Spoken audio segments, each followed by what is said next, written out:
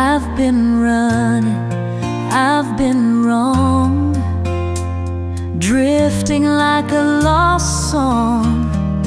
Tried to stand on my own, but Lord, I can't walk alone. I surrender. Evo nas ponovo na 4. lokaciji. Danas je 29.4. jako je lijep dan.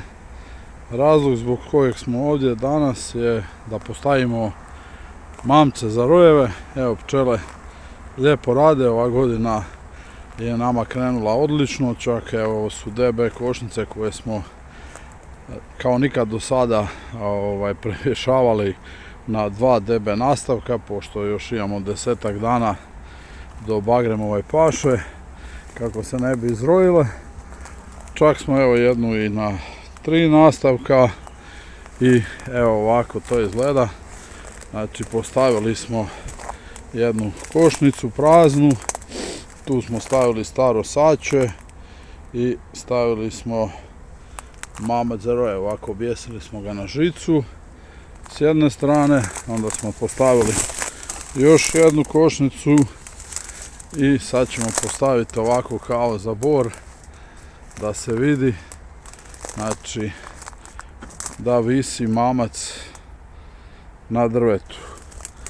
Dobro je da to bude na jednoj visini od metar i pol, tako da pčele mogu lijepo doći do mamca i onda čekamo da vidimo da li će kakav mamac biti uspješan, da li će uhvatiti kakav roj.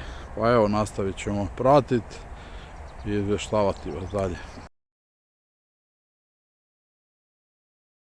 Šta nam treba za postavljanje mamca? Jedan skalper, žica i mamac.